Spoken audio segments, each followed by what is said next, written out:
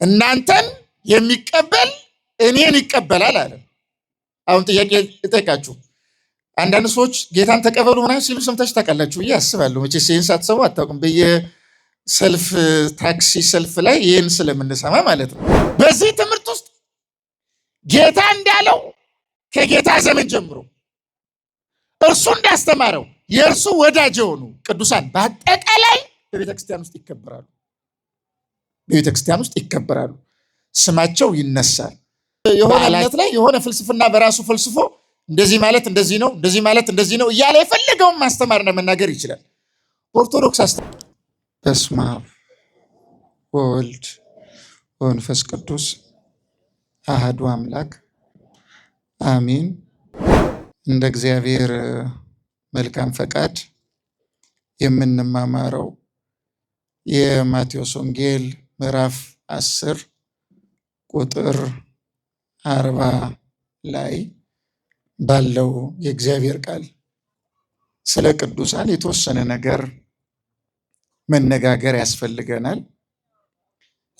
ለምንድን ነው ቅዱሳንን የምናከብረው የሚለውን ማወቅ ስላለብን ኦርቶዶክሳውያን ክርስቲያኖች የሆነ በዓል ሲከበር ዝም ብለን በዓሉ ላይ ተገኝተን መሰረታዊ ሐሳቡን ሳንረዳ እንዳንቀር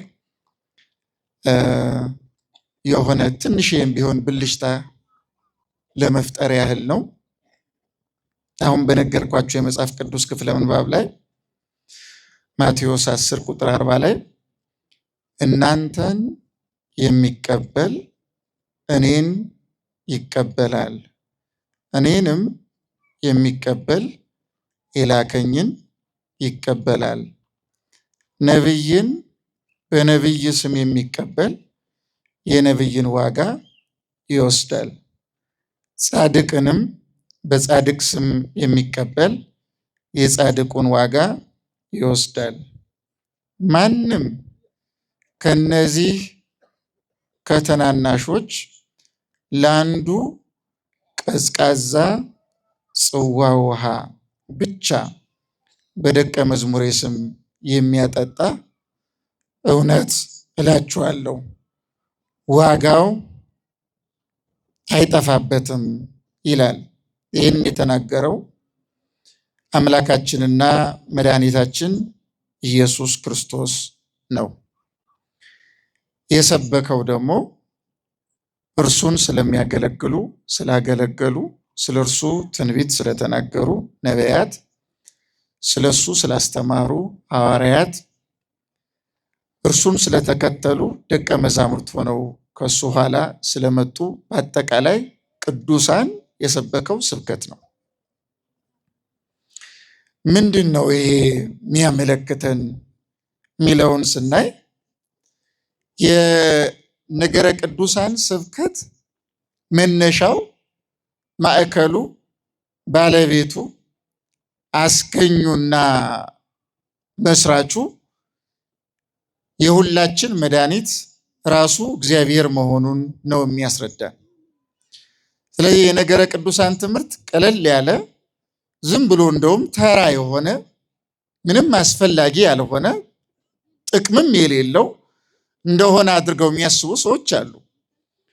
ለምንድን ነው ስለ ወንጌል ማትናገሩ? የእናንተ በዓሎቻችሁ ብዙ ናቸው፣ ቅዱሳኖቻችሁ ብዙ ናቸው። እነዚያን ሁሉ ቅዱሳን እያከበራችሁ ለምንድን ነው ዋናውን የወንጌል ባለቤት ኢየሱስ ክርስቶስን የምትሸፍኑት? ብለው እኛ ቅዱሳንን በማክበራችን ምክንያት ከወንጌል ውጭ እንደሆነ አድርገው የሚያስቡ፣ የሚያሳስቡ፣ የሚያስጨንቁ፣ የሚጨነቁ፣ የሚፈሩ፣ የሚያስፈራሩ ሰዎች አሉ። ስለዚህ ለዚህ አስተሳሰባቸው ትክክል ነው ወይስ አይደለም የሚለውን አንጥረን ለመረዳት እንዲያመቸን ነው ይሄን አብነት አድርጌ የተነሳሁት።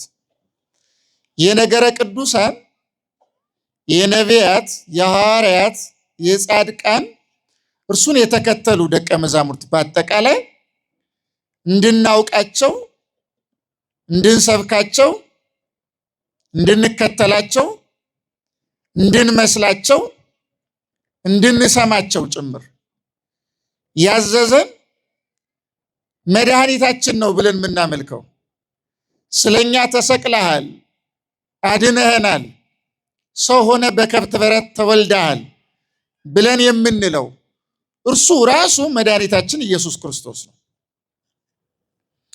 ስለዚህ አንድ ሰው ስለ ቅዱሳን ሲዘምር፣ ቤተክርስቲያን ሄዶ ሲያከብራቸው፣ በበዓላቸው ሲሳተፍ እያከበረ ያለው የፈጣሪውን የእግዚአብሔርን ትእዛዝ ነው። ይህም በጣም ጠንቅቀን ማወቅ ያስፈልገናል እና የበዛ የሚያስጨንቅ ግራ የሚያጋባ ወንጌል የተሸፈነ እንደሆነ አድርገው ሰዎች ሲያሳስቡ ይህን እንዲሉ ያደረጋቸው የወንጌል ባለቤት የሆነው ኢየሱስ ክርስቶስ ስለተለያቸው እንደሆነ አድርገን ነው የምናስበው። አንድ ሰው ካላመመው በቀር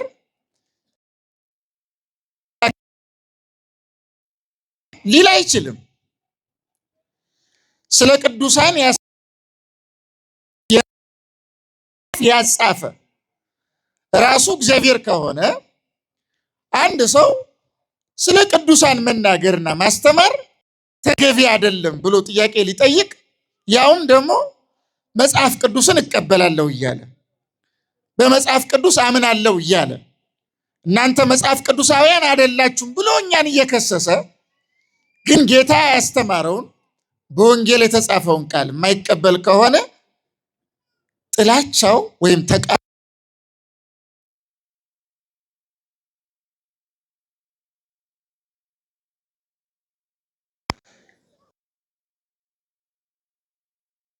ኢየሱስ ክርስቶስ እንደውም ትምህርቱ ከበድ ያለ ነው። በነገራችን ላይ አሁን እኛ ብዙዎቻችን በነገራችን ላይ አሁን ሌሎች ሰዎች የእኛን እምነት የማይቀበሉ ጥያቄ አድርገው ሲያቀርቡ ቀለል ያለችዋ ጥያቄ እንደሆን በጣም ከበድ ያለች እንደሆነ አድርገን እናስባለን። በጣም ከባድ እንደዚህ ይባላል፣ ይህ ነገር አልተጋነንም ብለን ጥያቄ እንጠይቃለን። ግን አይምሯችን ከፈት አድርገን ጌታ የተናገረውን ቃል ብንሰማው ምን ያህል እግዚአብሔር ቅዱሳንን እንዳከበራቸው ቃል በቃል ሊትራል በሆነ መንገድ ብንወስደው አስጨናቂ እንደሆነ ቤተክርስቲያንን ስንረዳ ቤተክርስቲያናዊ በሆነ መንገድ ስንመረምረው ክርስቶስን ስናውቀው ክርስቶሳዊ በሆነ መንገድ ስንመረምረው ግን በአግባቡ የምንረዳው ነው። ጌታ ምንድን ነው ያለው? ልብ በሉ፣ እርሱ እግዚአብሔር ነው። የቅዱሳን የቅድስናቸው ምንጭ ኢየሱስ ክርስቶስ ነው። ማንም ቅዱስ ያለሱ ቅዱስ ሊሆን የሚችል የለም። አሁን እኛ እዚህ የተሰበሰብነው ራሱ ለሌላ አይደለም። አርሴማን ለሰማዕትነት ያበቃት፣ ያጸናት፣ ክብር አክሊል የሰጣት፣ ያዳናት፣ የመገባት፣ የጠበቃት፣ መንግስቱን ያወረሳት እርሱ ኢየሱስ ክርስቶስ ለኛም በሃይማኖት እንድንጸና በምግባር እንድንቀና እንደ አርሴማ እንድንታመንለት እንዲያደርገን እንዲያቀምሰን ራሱን እንዲያቀምሰን ጸጋውን እንዲያቀምሰን መታዘዙን ትትናውን እንዲያቀምሰን በእምነት መጽናቱን እንዲያቀምሰን ለሌላ አይደለም የመጣ ነው። ይሄን አድርገን ይሄን አቅምሶን ይቅር ብሎን ከቅዱሳኑ እንዲደምረን ነው። ይህ እንዲሆነው ሳለ እርሱ ግን ስለ ቅዱሳን ሲሰብክ ወይም ሲያስተምር ምንድን ነው ያለው? ገና ከመነሻው እናንተን የሚቀበል እስኪ በሉት እኔን ይቀበላል። እኔ ብሎ የገለጸው ማንን ነው? ራሱን ኢየሱስ ክርስቶስን አይደለም። እናንተ ያለው እነማንን ነው? ሐዋርያትን፣ ቅዱሳንን፣ ኋላ ነቢያትንም ያመጣል። የሐዋርያትን ቦታ ተክተው የሚያስተምሩ መምህራን በአጠቃላይ ቅድስና ያላቸው ማለት ነው። ቅድስና ያላቸው እንደነ አትናቴዎስ፣ እንደነ ጎርጎሪዎስ፣ እንደነ ዮሐንስ አፈወርቅ፣ እንደነ ቅዱስ ያሬድ፣ እንደነ አባ ጊዮርጊስ ዘጋስጫ፣ እንደነ አባ ጽጌ ድንግል እንደነዚህ ያሉ እግዚአብሔርን በቅድስና በንጽህና ያገለገሉ ያስተማሩት ከኖሩት ጋራ የተስማማላቸው ሃይማኖትን በንግግር ብቻ ሳይሆን በተግባርም ያስተማሩ ሕይወታቸው የእግዚአብሔር ቃል ወንጌል የሆነላቸው ንግግራቸው የእግዚአብሔር ቃል የሆነላቸው ሐሳባቸው በእግዚአብሔር ቃል የታተመላቸው ቅዱሳን በአጠቃላይ ከሕይወታቸው ሳይቋረጥ ምስጋና የሚፈልቅባቸው እግዚአብሔር የሚገለጥባቸው ኃይል ታምራቱን የሚያደርግባቸው ለሌሎች ሰዎች ይቅርታውን የሚገልጥባቸው ቅዱሳን ናቸው። አሁን ጌታ እነሱን ከፍ አድርጎ ምንድን ነው ያለው? ወንጌል ምስጢር ገብቶት ወደ መዳን እንዲገባ እንጂ ማንንም ሰው ኦርቶዶክስ ቤተክርስቲያን አትጠላም። በነገራችን ላይ ማንንም ጸሎት ከሆነ ለአሕዛብም ለሚያምነውም ለማያምነውም ለኤቲስቱ፣ ለቡዲስቱ፣ ለፓንቴይስቱ፣ ለካሪዝማቲዝሙ፣ ለማንም ለሂመኒስቱ፣ ለሁሉም ትጸልያለች ቤተክርስቲያን። ዕለት ዕለት በቅዳሴ ከሆነ በእንተ ቅድሳት ላይ ስለ ዓለም ሁሉ እንማልዳለን ነው የሚለው ዲያቆኑ። ስለ ዓለም ሁሉ፣ ስለ ክርስቲያኖች ብቻ አይደለም፣ ስለ ዓለም ሁሉ ነው የሚለው።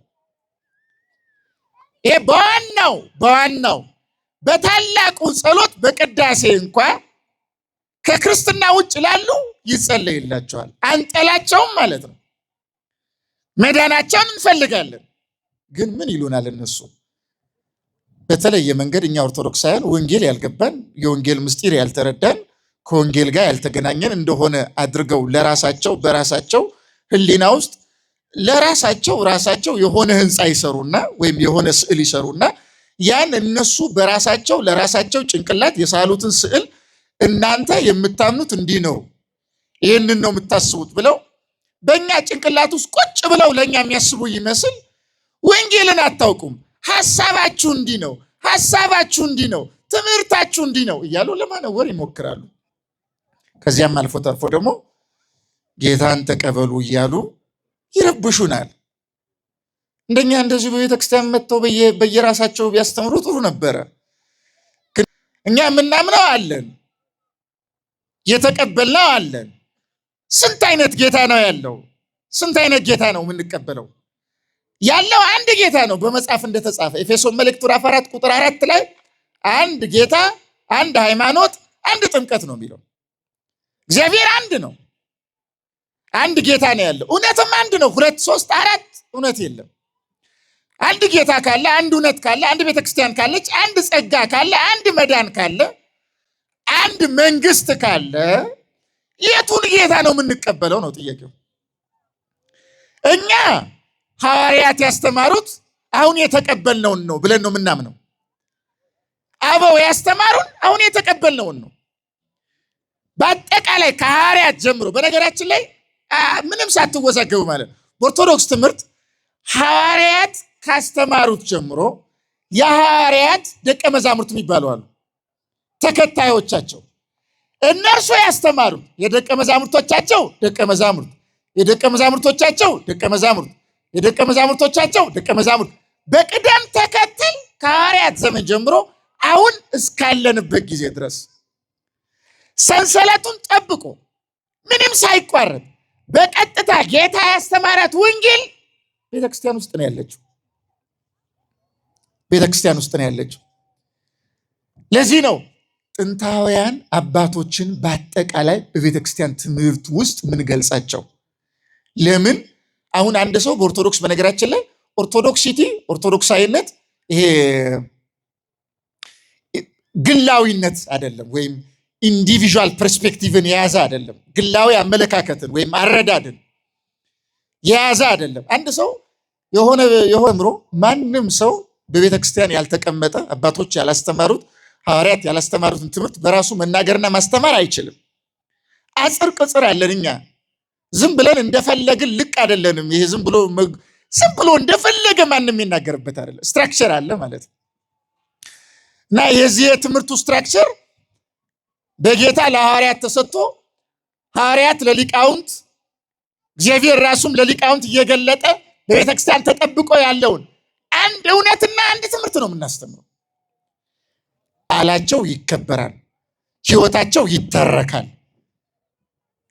ተጋድሏቸው ይነበባል፣ ጽናታቸው ይሰበካል። ይነገራል። ይሄ የዕለት ዕለት የክርስትና ህይወት አንድም ቀን ጥንታውያን አባቶቻችን ያላስተማሩን ትምህርት አስተምረን አናውቅም። በቀጥታ ከአባቶቻችን የመጣውን በቅደም ተከተል ነው የምናስተምረው እና የጉሳተ ልብ አይነገርበትም ማለት ነው። እግዚአብሔር የገለጠው ምስጢር ብቻ፣ እግዚአብሔር ያስተማረው ትምህርት ብቻ፣ እግዚአብሔር ያናገረው፣ እግዚአብሔር ያለው ብቻ ነው ቤተክርስቲያን የሚሰጠው። ታዲያ ተመልከቱ፣ ጌታ ግልጽ በሆነ አማርኛ ምን ብሎ ነው የገለጸው? እርሱን መቀበል ራሱ ማለት ምን ማለት እንደሆነ በአንድ አቅጣጫ አይደለም። አንድ ሰው ኢየሱስን እቀበላለሁ ሲል ኢየሱስ የተናገረውን አልቀበልም ግን ራሱ ኢየሱስን እቀበላለሁ ብሎ ድርቅና የለም። አሁን ዘመኑ የድርቅና ስለሆነ ብዙ ሰው ሊደርቅ ይችላል። ጌታ ሆይ አንተን እቀበላለሁ፣ ስለ ጥምቀት አስተምራል፣ እሱ ግን አልቀበልም ይላሉ። ጥምቀት ያድናል ወይ? አያድንም። ጌታ ግን ምን ብሎ አስተምሯል? ጥምቀት ያድናል ብሎ አስተምሯል። የእግዚአብሔር መንግስት የምትገባው በጥምቀት ነው ብሎ አስተምሯል። በዮሐንስ ወንጌል ምዕራፍ 3 ላይ ይመጡና ሌሎች ጌታ ሆይ አንተን እናምናለን፣ አንተ ጥምቀት እንደሚያድን ወይም መንግስተ ሰማያት እንደሚያስገባ ለኒቆዲሞስ አስተምራል፣ ሰምተናል፣ ግን አንቀበልም። አንተን እኮ እንቀበላለን። እንደገና ይቀጥላሉ። ጌታ ስጋዬን የማይበላ ደሜን የማይጠጣ የዘላለም ሕይወት የለውም ይላል። ይሄ ጌታ ያስተማረው ትምህርት ነው። ጌታ ሆይ አንተን እንቀበላለን አምላክ ነህ ብለህ፣ ስጋውና ደሙ ግን ሲምቦሊክ ነው፣ ምሳሌ ነው እንጂ አሁን ስጋውና ደሙ ያንተ ነው፣ ትክክለኛ ስጋና ደም ነው ይላሉ። እርሱ ራሱ ግን ክርስቶስ እውነት እውነት እላቸዋለሁ ስጋዬን የሚበላ ደሜን የሚጠጣ የዘላለም ሕይወት አለው፣ እኔ በእርሱ እኖራለሁ እርሱም በእኔ ይኖራል። ስጋዬ እውነተኛ መብል ነው፣ ደሜም እውነተኛ መጠጥ ነው። ይሄ በነገራችን ላይ አጽንቶ ደጋግሞ በዮሐንስ ወንጌል ምዕራፍ 6 ቁጥር 40 ጀምሮ ስታነቡ 10 ጊዜ በላይ ክርስቶስ ደጋግሞ ስጋዬ እውነተኛ መብል ነው፣ ደሜ እውነተኛ መጠጥ ነው፣ ስጋዬን የማይበላ ደሜን የማይጠጣ የዘላለም ሕይወት የለውም አለ። እየሰማችሁ ነው አይደል የምናገረው? መልሱልኝ። ድምጻችሁ የለም። እየሰማችሁ ነው? ቅር አይበላችሁ እየሰማችሁ ነው ብዬ በመጠየቄ። ጮክ ብላችሁ ብትናገሩ ለራሳችሁ ነው ጥቅሙ ብዬ ነው። አይ ቆይ እንደ እየሰማችሁ መሆኑን ላረጋግጥ ብዬ ነው። አንደኛ ጌታ ጥምቀትን አስተማረ። ጌታን እንቀበላለን እያሉ ግን ጥምቀት አያስፈልግም አሉ። ሁለተኛ ጌታ ቁርባንን አስተማረ። ጌታን 10 ጊዜ ደጋግሞ ቁረቡ ስጋዬና ደሜ ነው ሲል እንዴት ነው ያንተና ስጋ ደም የሆነው? አያሳምንም እኮ፣ ከባድ ነው፣ ይጨንቃል እኮ። በቃ ምሳሌ ነው ብለን ድርቅ ብለን ነው እንጂ ስጋና ደም ብለን መቀበል ያቅተናል። ግን አንተን እናምናለን። አንተ ግን ስጋዬና ደሜ ነው ስትል አናምንህም፣ ግን አንተን እናምናለን። ደግሞ ጌታን ተቀበሉ ብለን እንሰብካለን። ግን አንተ ስጋዬ አማናዊ ነው ደሜ አማናዊ ነው ስትል ግን አንሰማህም፣ ግን አንተን እናምናለን። ተመልከቱ አካሄዱ። ልቀጥል። አሁን ጌታ ምን ይላል? ዮሐንስ ወንጌል ምዕራፍ 14 ቁጥር 21 ጀምሮ ልብ በሉ። ኢየሱስ ክርስቶስ ነው የሚናገረው። ትእዛዜ በእርሱ ዘንድ ያለችው የሚጠብቃትም የሚወደኝ እርሱ ነው። እስኪ ተናገሯት። ትእዛዜ በእርሱ ዘንድ ያለችው ብሉ እስኪ። የሚጠብቃትም የሚወደኝ እርሱ ነው። ጌታን ትወዱታላችሁ? ትወዱታላችሁ ወይ? አሁን እነዚያን ደግሞ እንጠይቃቸው። በምናብ ነው የምንጠይቀው? አይዟችሁ። እነሱ ሕግጋተ እግዚአብሔር ለድህነት አያስፈልግም ይላሉ። ምንም በቃ አንድ ሰው ለመዳን ጌታ ኢየሱስ ጌታ ነው ካለ በቂው ነው ብለው ነው የሚሄዱት። መልካም ስራ መስራት አያስፈልግ፣ አያድንም። ጾም፣ ጸሎት፣ ስግደት ከድህነት ጋር ግንኙነት የለውም ብለው ነው የሚያምኑ። ጌታ ግን ምንድን ነው ያለው? እኔን ትወደኛለህ ወይ ይላል። አዎ ካልክ የምትወደኝ በምንድን ነው የምታረጋግጠው? ክርስቶስን መውደድ የሚረጋገጠው ትእዛዝ በመጠበቅ ነው። ተመልከቱ፣ ጌታ ትእዛዜን ጠብቁ ይላል። እሱም ብቻ አይደለም። በነገራችን ላይ በማቴዎስ ወንጌል ምዕራፍ 21 ምዕራፍ 7 ቁጥር 21 ላይ ምን ይላል ኢየሱስ ክርስቶስ? ልብ በሉ እስኪ በሉት እናንተም። ጌታ ሆይ ጌታ ሆይ የሚለኝ ሁሉ የአባቴን መንግስት የሚወርስ አይደለም። የክርስቶስ ትምህርት ነው። ጫን ያለ ነው ጉዳዩ አይደለም። ጌታ ሆይ 1000 ጊዜ እያልከኝ ብትውል ነው የአባቴን መንግስት አትወርስም። ምን ሳደርግ ነው የምወርሰው የሚል ጥያቄ ስጠይቅ የሰማዩን የአባቴን ፈቃድ ከሚያደርግ በቀር ጌታ ሆይ የሚለኝ ሁሉ የአባቴን መንግስት የሚወርስ አይደለም አለ። ምን ማለት ነው? አንድ ሰው በኢየሱስ ክርስቶስ አምኖ ጌታ ሆይ ብሎ እየጠራ ግን የእግዚአብሔርን ፈቃድ ያልፈጸመ እንደሆነ የእግዚአብሔርን መንግስት መውረስ አይችልም። ጥሩ። ይሄን ያስተማረው ማን ነው? ኢየሱስ ክርስቶስ። ማን ያስተማረው? መልሱልኝ። ማን ያስተማረው? እነሱ ኢየሱስን ተቀበል ይሉናል። ኢየሱስ ያስተማረውን በሙሉ ደግሞ አንቀበልም ይሉናል። ታዲያማ የትኛውን ኢየሱስ ነው የምንቀበለው? አሁን ተመልከቱ። ስለ ቅዱሳን ያስተማረም ራሱ ክርስቶስ ነው። ስለ ጥምቀት እንዳስተማረ፣ ስለ ቁርባን እንዳስተማረ፣ ስለ መልካም ስራ እንዳስተማረ ስለ ቅዱሳን የሚያስተማረው ራሱ ነው። ያስተማረው ደግሞ ጫና አድርጎ ነው። እናንተን የሚቀበል እስኪ በሉ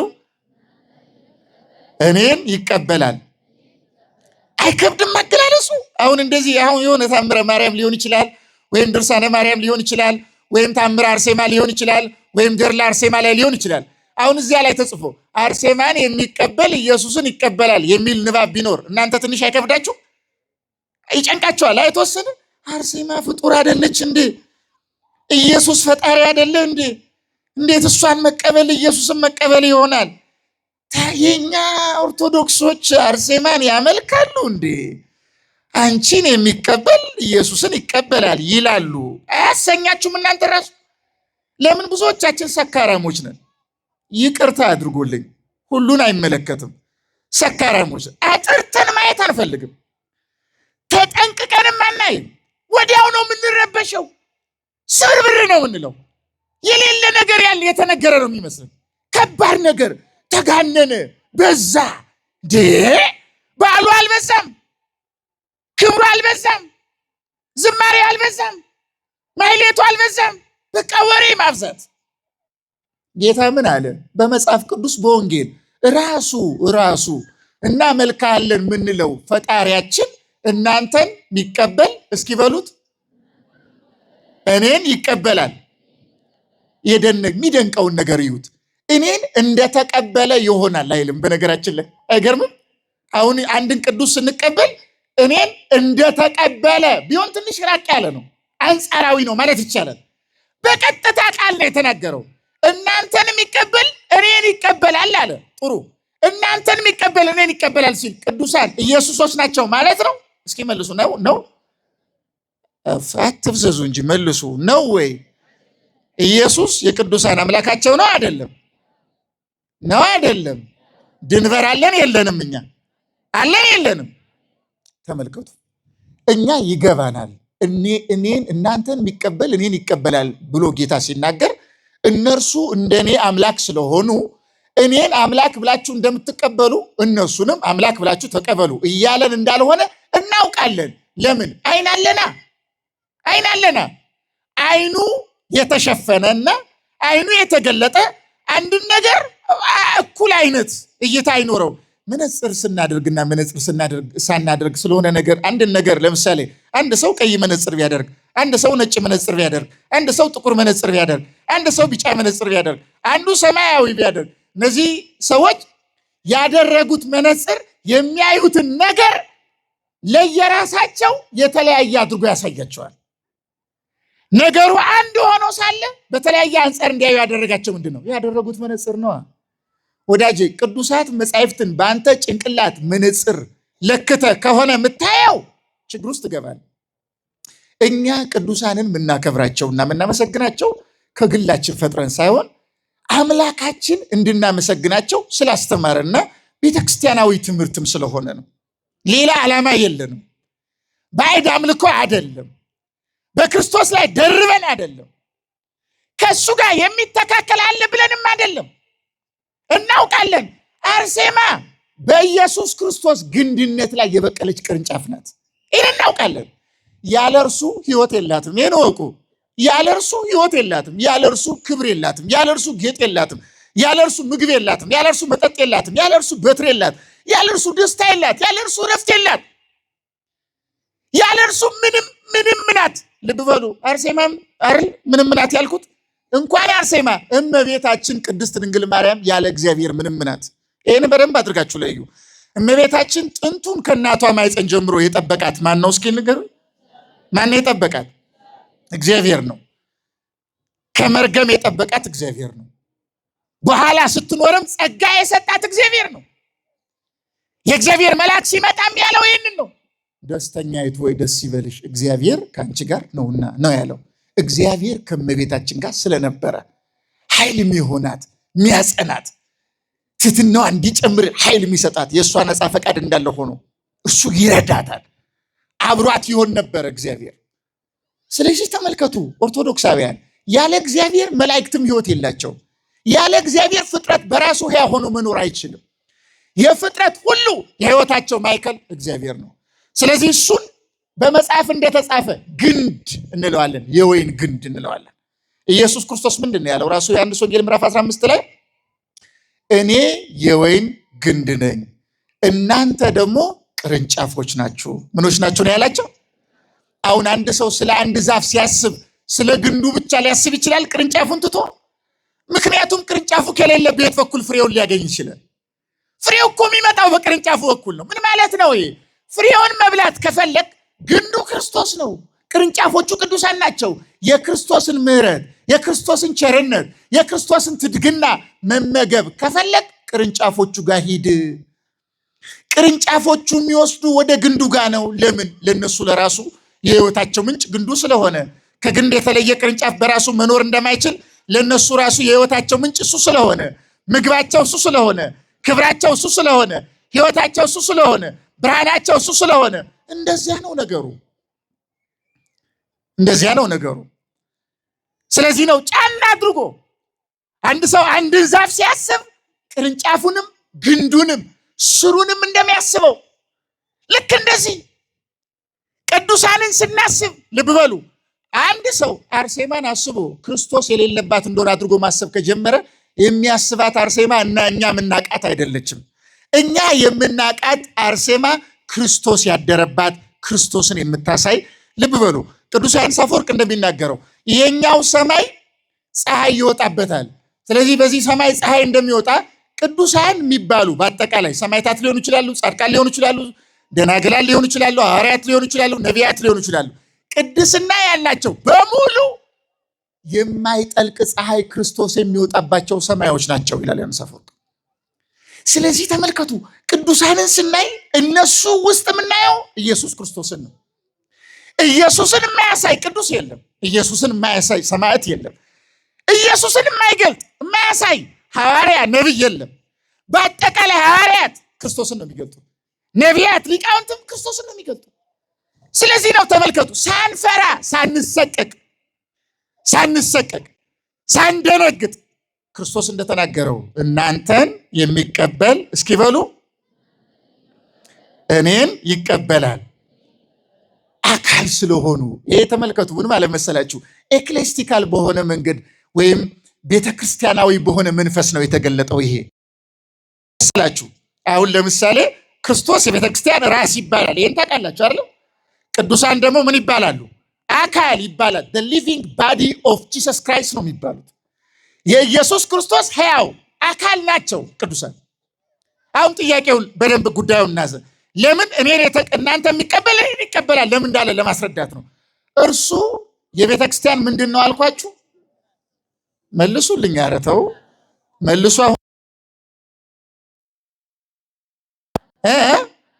ጥሩ። አሁን ለምሳሌ እናንተ ምሳሌ የኔን እግር የሚቀበል እኔን ይቀበላል ብል ትክክል ነው አይደለም? አልገባችሁም ማለት ነው። የኔ እግር ከኔ ተለይቶ ይኖራል? የኔ ያልሆነ የኔ እግር ያለ ይመስላል እኮ ራሱ ደንግጬ ሌላ እግር አለን።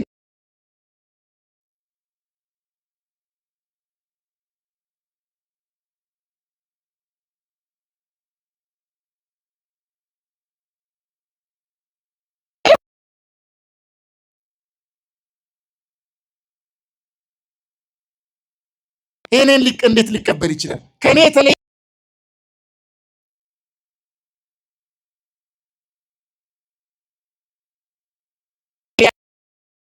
እሱ አካል ስለሆኑ ተመልከቱ። እሱ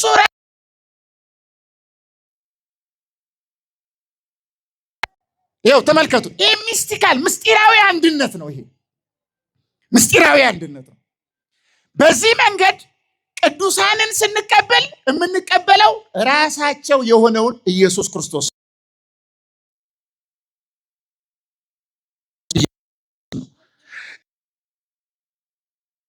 ራሳቸው የሆነውን ኢየሱስ ቅዱስ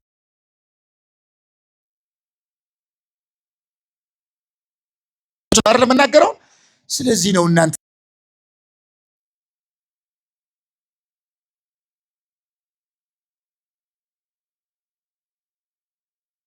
ይቀበላል አለ። ምን ሲል እንዲህ አለ? እንዲህ ያለው በቅዱሳን የማድረው እኔ ነኝ።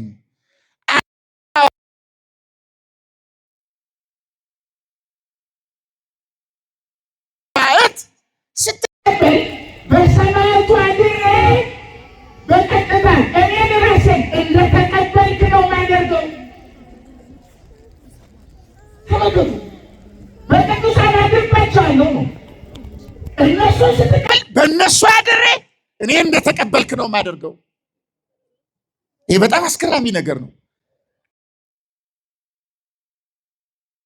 የቤታችን ቅድስት ድንግል ማርያም በመስቀል ላይ በዕለተ ዓርብ ጌታችን በመጨረሻው ሰዓት ለታላቁ ሐዋርያ ለቅዱስ ዮሐንስ ወንጌላዊ እመቤታችን ቅድስት ድንግል ማርያምን አደራ ሰጥ። ትዝ ይላችኋል አደራ ሰጥ ምንድን ነው ያለው? እነኋት ምንን ያለው? ነቃበሉ ትንሽ ዛሬ ትዝ ብላችኋል። ደግሟችኋል፣ መልሱልኝ እንጂ። እነኋት ምንን ያለው? ለእሱ ደግሞ እነሆ መልሱ። ምንድን ያለው ለእሷ? እነሆ ምንሽ አላት ለእሷ? ልጅሽ። ልብ በሉ። እነኋት እናትህ ለዮሐንስ አለው። እነሆ ልጅሽ ብሎ ደግሞ ለእመቤታችን ሰጠ። ምን ማለት ነው ይሄ? በእውነት እመቤታችን ቅድስት ድንግል ማርያም ከኢየሱስ ክርስቶስ ውጭ ሌላ ልጅ በሥጋ የወለደችው አለ ወይ? የጥንት ድንግል ናት ወዳችን። ምንም የተቆለፈች ናት። ሙሉ በሙሉ ዝግ ናት። ራሱ እግዚአብሔር የገባው ራሱ ወደ ማኅፀኗ የገባው እንደተዘጋች ነው። እንደተዘጋች ማንም አይከፍታትም። ማንም ተመልከቱ። ይህ ከሆነ እመቤታችን ፍጽምት ድንግል ከሆነች እንግዳ ታዲያ የዮሐንስ ወንጌላዊ እናቱ ትታወቃለች። ጌታ በመስቀል ላይ እውቀት የተሰወረው ይመስል አሁን እንደው ዮሐንስን ማን እንደወለደችው የማያውቅ ይመስል ዝም ብሎ ለተዳደፈ ለኃጢአተኛ የረከሰ ለቆሸሸ ራሱን ላልጠበቀ እንደ እመቤታችን ያለ ልዩ ስጦታ አትሰጥም።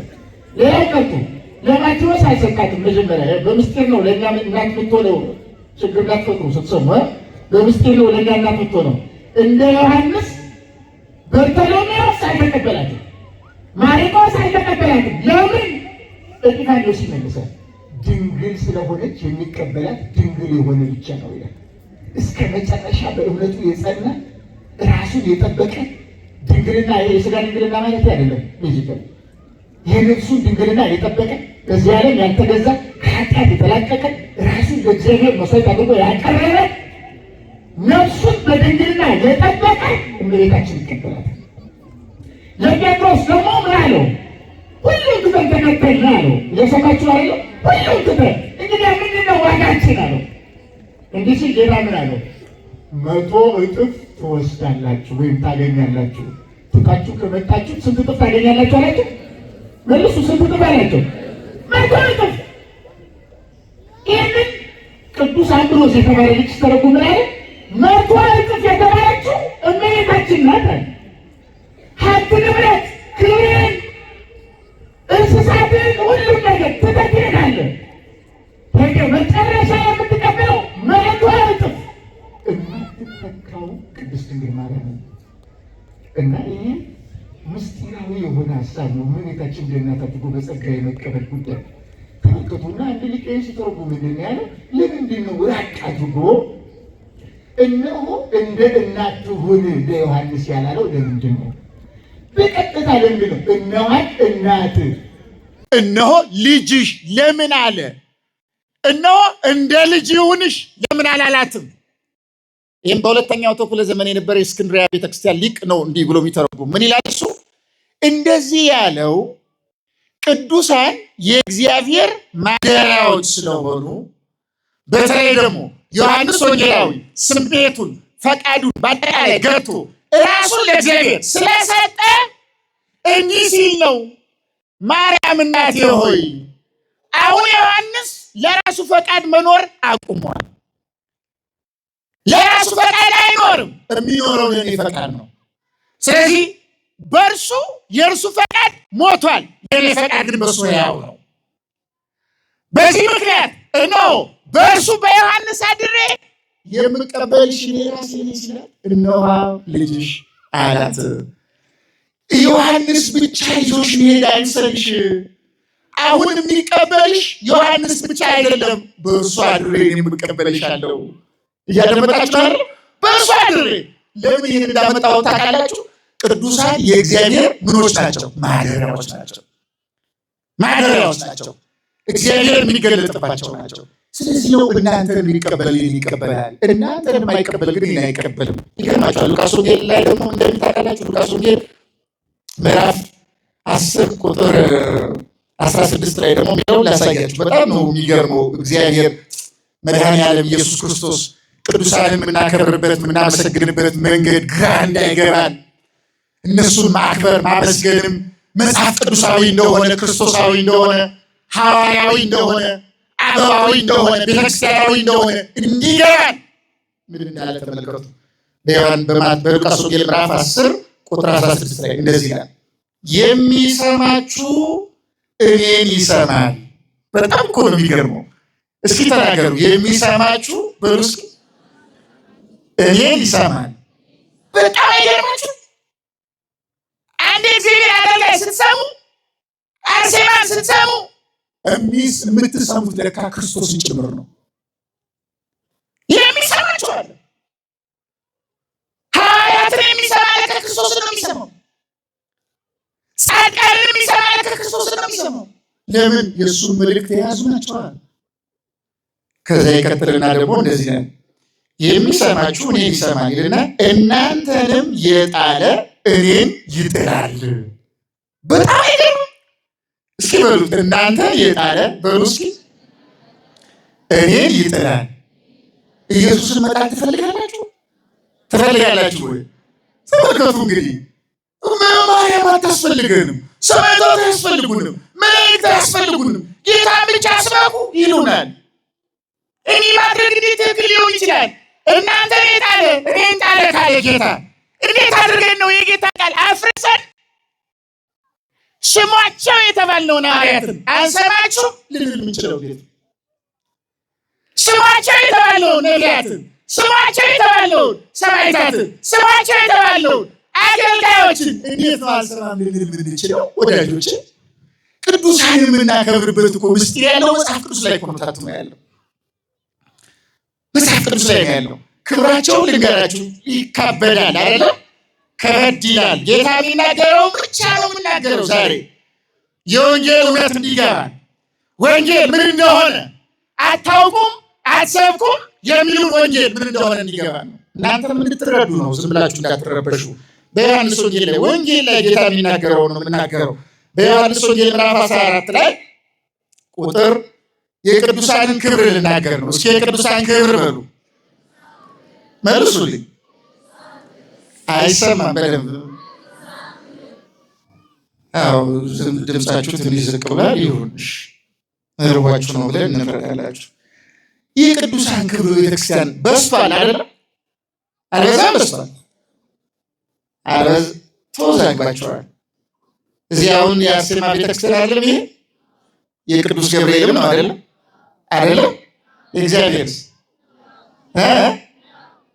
እሺ ታቦት እዚህ የአርሴማ የቅድስት ሰማዕቷ ቅድስት አርሴማ ታቦት አለ የለም? አለ የለም? እሺ ገርልስ አለ የለም? መልሱልኝ። አለ የለም? አይነበብም? ይነበባል። ጠበል እዚህ ይኖር ይሆን አላውቅም። አለ ጠበል? ጎበዞች መለሳችሁ ቶሎ ብላችሁ።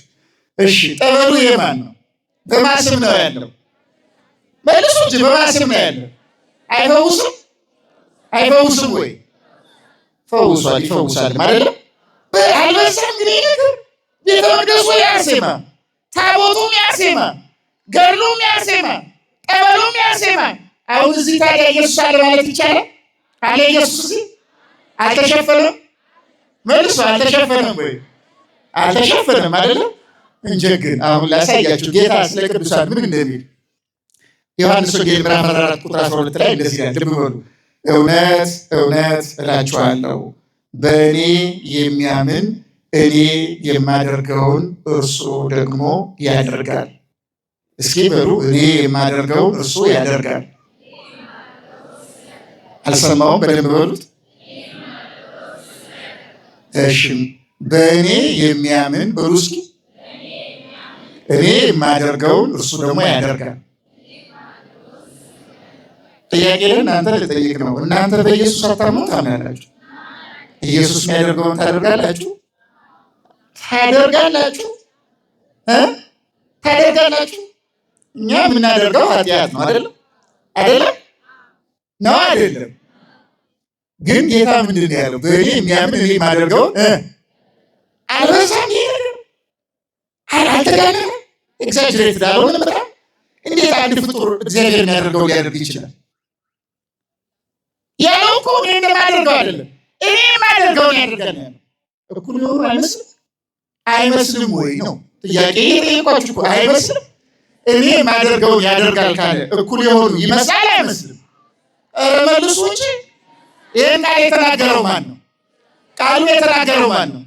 ኢየሱስ ሆይ ዩ ዋዝ ራይት ናው ትክክል፣ እስካሁን ድረስ ትክክል ነበር። ናው ዩ ሜድ፣ አሁን ግን ትንሽ ስህተት ሰርተሃል። እንዴት አንተ ፈጣሪ ሆነ በአንተ የሚያምኑ ፍጡራን አንተ የምታደርገው እንዴት ያደርጋሉ? ይሄ ትክክል ነው ትሉታላችሁ? ኢየሱስን ይባላል እንደዛ? ተሳሳል፣ አስተካክል፣ እናርመው ወይ ሰማም ወዳጆች፣ አትናገር፣ እናርመው። ይሄ ማን የተናገረው? ቃሉን አይከብድም ለመስማት? ትንሽ አይከብድም ቃሉ? ከበድማ ይላል። ፍጡራን ሆነው ሳለ በእርሱ የሚያምኑ ሆነው ሳለ የሚታመነው አምላክ የሚያደርገውን የሚያደርጉ ይመስላል። ይህ እኮ በጣም አስገራሚ ነው። ምን ማለት መሰላችሁ? የቅዱሳን ክብር በዛ ብለህ ስትንጫጫ ምን ያንጫጫል? በእኔ የሚያምን እኔ የማደርገውን ያደርጋል። ዝም በል። እምነት ሳይኖር ቅዱሳን ይህን ታምር አደረጉ፣ ሙት አነሱ፣ እዚህ ጋር መጣ ኤችአይቪ ምናምን ነበር፣ ካንሰር፣ በአርሴማ ተበልተው አልበዛም ወይ? ምን ይበዛል? በእሱ የሚያምን እሱ የሚያደርገውን ያደርጋል። ይህ የተናገረው ኢየሱስ ነው። ለምን እንዲዳለ ታውቃላችሁ? ቅዱሳን በእኔ የማደርገውን ያደርጋል ብሎ የተናገረው ለመሰላችሁ? ቅዱሳን ከእኔ ተለይተው ስለማይኖሩ በእነሱ አድሬ እነሱ የሚያደርጉትን ታምር ማያደርገው እኔ ነኝ እያለ እኮ ነው። አንጻሩ ግን ተመልከቱ፣ ይህ በጣም አጥሩ። በእኔ የሚያምን እኔ የማደርገውን ያደርጋል ሲል፣ በእኔ የሚያምን እኔ በእሱ ያላደርኩበት ከእርሱ ጋር ያልሆንኩለት የሆነ ሰው ቢኖር እኔ ከእርሱ ጋር ሳልሆን እኔ የማደርገውን ያደርጋል እያለ አይደለም። በእኔ ካመነ እኔ ከእርሱ ጋር ሆናለሁ። ከእርሱ ጋር ሆኜ ተመልከቱ፣ ብቻዬን ሆኜ የማደርገውን በእርሱ አድሬ ከእርሱ ጋር ሆኜ ያደርጋለሁ እያለ ነው። አድራጊው ማን ነው ማለት ነው? ተመልከቱ ጉዳዩን። እንዲህ ብቻ ብሎ እኮ ያበቃ አይምሰላችሁ። ከበደ ገድሉ፣ ድርሳኑ 10 ትውልድ እምርልሻለሁ፣ 20 ትውልድ እምርልሻለሁ፣ እንዲያደርግልሻለሁ የ40 ቀን እንደዚህ። አሁን እርግጥ ቃል ኪዳን ለአብራራ አይደለም፣ ሰፊ ስለሆነ ጉዳዩ እንዲያደርጋለሁ የሚል ሲሰማ ይሄ ነገር ከወንጌል አይጋጭም ይሉ ሰዎች ሊሆኑ ይችሉ ይሆናል። ጌታ ግን ምን ይላል መሰላችሁ? በእኔ የሚያምን እኔ የማደርገውን ያደርጋል ይልና እኩል የሚሆኑ የሚመስል አገላለጽ ከገለጸ በኋላ ቀጠል አድርጎ ምን አለ መሰላችሁ? ከእኔ የሚበልጥ ያደርጋል። እስኪ በሉ። አይሰማኝም። ምን ለሰብ ትላላችሁ? ጮክ በሉ። ከእኔ የሚበልጥ በሉ እስኪ። ያደርጋል። አሁን ኢየሱስ ፈጣሪ ነው አይደለም? መልሱ እንጂ ነው አይደለም? አንድ ፍጡር ከፈጣሪ የበለጠ ማድረግ ይችላል? አይሰማም። መልሱ ልታሰብሩኝ ነው። በቃ ይችላል ወይ ነው ጥያቄ። ፍጡራን ከፈጣሪ በላይ ማድረግ ይችላሉ? ታዲያ እንዴት ነው ከኔ በላይ ያደርጋሉ የሚለው? ተመልከቱ። ፍጡርን ማምለክ አይመስልም? እንዴት አንተ ፈጣሪ ሆነ ካንተ ላይ እንዴት ያስገርማል እኮ። አሁን በዛ ቢል ሰው ካለ ይኸው ወንጌል ላይ አሁን ይሄ ገርል ላይ ተጽፎ ቢሆን የአርሴማ ገርል ላይ በአርሴማ የሚያምን ታላቅ ታምር ያደርጋል፣ ወይም ደግሞ አርሴማ ኢየሱስ ካደረገው የበለጠ አደረገች፣ እንደዛ ተብሎ ላይ ጻፍ ይችላል እንጂ ቢጻፍ ኖሮ አይነ ላህም እና አይነ ርግብ ይባላል። ታውቃላችሁ? አይኑ የላህም የሆነ አጥርቶ ስለማያዩ ኦርቶዶክሶች አርሴማን ያመልካሉ እያለ ነው የሚሮጠው። አይነ ርግብ ግን ራቅ ብሎ በጣም ረቂቅ የሆኑ ነገሮችን ማየት ስለሚችል ይረዳል ምን ማለት እንደሆነ። እና ይህ ተመልከቱ፣ ጌታ ስለ ቅዱሳን ክብር የተናገረው ነው። በእኔ የሚያምን እኔ የማደርገውን ያደርጋል ከእኔም የሚበልጥ ያደርጋል ያለው ቅዱሳን። አሁንም ተመልከቱ፣ ቅድም የነገርኳችሁን መሰረት ይዘን እንድንንቀሳቀስ ነው። ቅዱሳን የምንላቸው ማን ያደረባቸው ናቸው? መልሱልኝ፣ ማን ያደረባቸው ናቸው? ስለዚህ ተመልከቱ፣ ከእኔ የበለጠ ያደርጋል ሲል ምን እያለ መሰላችሁ? በእነሱ አድሬ በዚህ ምድር ተገልጬ በመዋዕለ ሥጋዌ በሥጋዌ ወራት እኔ ካደረኩት ታምር የበለጠ በእነሱ አድሬ አደርጋለሁ። በምድር ላይ ተገልጦ 33 ዓመት ከ3 ወር እዚህ ዓለም አልኖረም? ኖሯል። በኖረበት ጊዜ ያደረጋቸው ታምራቶች አሉ። እሱ በኖረበት ጊዜ ግን የኢየሱስ ክርስቶስ ጥላው ያረፈበት ተፈወሰ የሚል ንባብ አላገኘንም። ጨርቁን ግን ነክታ አንዲት ሴት ደሟ ቀጥ እንዳለ ሰምተናል። ቅዱስ ጴጥሮስ ግን ተመልከቱ፣ በክርስቶስ ስላመነ ጥላው እኮ ነው። በጣም አይገርማችሁ? የሐዋርያት ሥራ ምዕራፍ 5 ላይ ጥላው ይላል። ሲያልፍ ጥላው በድውዮች ላይ ሲያርፍባቸው ይድኑ ነበር ይላል። ወዳጄ ቅዱሳን በቅተው እግዚአብሔር አድሮባቸው ጸጋውን ገልጦላቸው ጥላቸው እንኳን እስኪፈውስ ድረስ አድርሷቸዋል። ጳውሎስ በእኛ ትምህርት እንደሚነገረው የሐዋርያት ሥራ ምዕራፍ 19 ላይ ያለ እርግጥ ቅዱስ ጳውሎስ ልብስ ለብሶ ወጥቶ እርቃኑ ነው የሚገባው። ልብሱን ቆርጠው ማለት ነው። ለምን? የታመመ በሙሉ ቆረጥ አድርጎ ሄዶ ቁጭ ሲያደርግ መፈወስ ነው። የሞተ ካለ ምን በልብስ ጣዖት አይመስልም። አሁን በጳውሎስ ልብስ ወዳጅ መጽሐፍ ቅዱስ ይላል። ገድል ላይ ቢሆን ይኸው ብለው ደግሞ የቅዱሳን አልፎ ልብሳቸው ይፈውሳል። ልብስ እንዴት ምን ያውቃል ምናምን ሊሉ ይችላል። በመጽሐፍ ቅዱስ ግን ተጽፎልሃል ወንድሜ። እግዚአብሔር በቅዱሳን ኃይል ላድርግ አለ። እግዚአብሔር የሚከለክለው አለ? የለም። ይህን የሚያደርገው እግዚአብሔር ነው። ስለዚህ ተመልከቱ፣ እናንተ የሚቀበል ማንን ይቀበላል አለ ኢየሱስ ክርስቶስ? መልሱልኝ፣ ማንን ይቀበላል አለ? እኔን ይቀበላል። ይህ ነገረ ቅዱሳን አንድ ሰው ሲያስብ ክሪስቶሎጂካል በሆነ መንገድ፣ ይሄ ክሪስቶሴንትሪክ ያልሆነ ነገረ ቅዱሳን የለም። ክርስቶስን ማዕከል ያላደረገ ነገረ ቅዱሳን የለም። ስለ ቅርንጫፍ ስናስብ ግንዱን ትተን አናስብ። ስለዚህ ቅዱሳን በአጠቃላይ የሚወስኑ ወደ ክርስቶስ ነው። የእርሱን ጸጋ ነው የሚያጠጡን፣ የእርሱን ክብር ነው የሚያሳዩ፣ እርሱን ውደዱት ነው የሚሉን፣ ለእርሱ ተገዙለት ነው የሚሉት፣ ኃጢአትን ጥሏት ነው የሚሉት።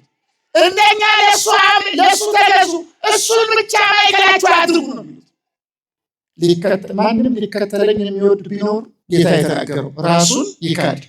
የሰማችሁ አይደል? ምን ይበል ያለው? ራሱን ምን ያድርግ? የሞቱን መስቀል ተሸክሞ ይከተለኝ ይላል። ራሱን ይካድ ማለት ምን ማለት መሰላችሁ? ቅዱሳን የሚባሉ በአጠቃላይ የራሳቸውን ፈቃድ ትተው ለእግዚአብሔር ፈቃድ የተገዙ ናቸው። ራስን መካድ ማለት አሁን እዚህ ለምሳሌ ዘረኛ ይኖራል፣ ሌባ ይኖራል፣ አመንዝራ እንኖራለን። ብዙ አይነት ሰዎች አሉ።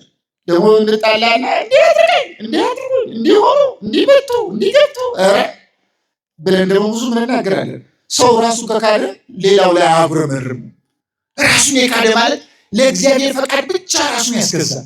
እንደ ስሜቱ ማይጓዝ፣ እንደዚህ መደረግ አለበት ያለ ስሜቱን ማያረካ፣ የእግዚአብሔር ፈቃድ ብቻ ያረካ።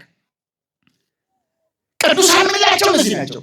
ራሳቸውን የካዱ ለእግዚአብሔር ፈቃድ ራሳቸውን የሰጡ ማለት ራሳቸውን ክደው በሕይወታቸው የሚገጥማቸው መከራ ሳይሰጠሙ ስለ ክርስቶስ ብለው ተቀብለው የሚመጡ ቅዱሳን አባቶቻችን፣ ቅዱሳን እናቶቻችን በአጠቃላይ ናቸው። ስለዚህ ኦርቶዶክሳውያን የተሰበሰባችሁ በአጠቃላይ ቅዱሳንን ስናከብራቸው እንድናከብር ያዘዘንን እግዚአብሔርን እያከበርን ነው። ቅዱሳንን ስናመሰግናቸው በእነርሱ ያደረውን ማንን እያመሰገን ነው? መልሱ፣ ማንን እያመሰገን ነው? ስለ ቅዱሳን መስበክን ማነው ያስተማረን? መልሱ፣ ማነው ያስተማረን? ስለ ቅዱሳን መስበክ ወንጌል ነው አይደለም? ነው አይደለም? ቅዱሳን ማመስገን ወንጌል ነው አይደለም? ወንጌል እውነት። ይህን የጌታን ቃል የጌታን ትምህርት አልቀበልም ያለ ሰው እንዴት አድርጎ ነው የጌታን ቃል አልቀበልም እያለ ጌታን አምነዋለሁ ሊል የሚችለው? ስለዚህ ኦርቶዶክሳውያን በጣም ሰፊ ትምህርት ቢሆንም በአጭሩ ቅዱሳን ክርስቶስ ያደረባቸው ናቸው። ክርስቶስ ኃይለ ተአምራቱን ያደረገባቸው ናቸው። ክርስቶስ አምላክነቱን የገለጠባቸው ናቸው። በነገራችን ላይ መታያዎች ናቸው። ስለዚህ ቅዱሳንን ስናይ ነጥለን ክርስቶስን አስወጥተን ባዷቸውን አድርገን በብቻቸው የሆነ ነገር እንደሚያደርጉ አድርገን ማሰብ የለብንም። ያለ እኔ ምንም ማድረግ አትችሉም ብሏቸዋል። በቃ እያንዳንዱ አርሴማ የምታደርገው ሰማዕታት፣ መላእክት የሚያደርጉት ነገር በአጠቃላይ እግዚአብሔር በእነሱ ያደረገው ነው። በእነሱ ያደረገው ነው። ይህም በደንብ አድርገን ማወቅ ያስፈልጋል። ስለዚህ እናንተም የሚቀበል ማንን ይቀበላል አለን? መልሱ፣ ማንን ይቀበላል? ቅዱሳንን መቀበል ማንን መቀበል ነው? ቅዱሳንን ማመስገን ማንን ማመስገን ነው? እግዚአብሔር አምላካችን እንግዲህ በቸርነቱና በምሕረቱ በየልቡናችን ላይ የሚፈራረቁ የሚወዛወዙ የሚንኮሻኮሹ የኃጢአት ስሜቶችን አጥፍቶልን እንደ ቅዱሳኑ እግዚአብሔርን በሰውነታችን አንግሰን እንድንገልጠው የቅዱሳኑ አማላጅነት ሁላችንም ይርዳን።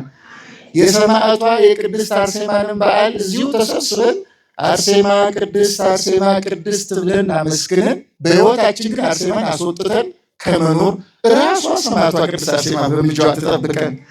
እንደ እርሷ በሕይወታችን፣ በንግግራችን፣ በሐሳባችን፣ በእምነታችን ሁሉ እግዚአብሔርን የምንገልጥ እንድንሆን አሁንም የአርሴማ ሰማዕት አማላጅነት ከሁላችን ጋር ይሁን።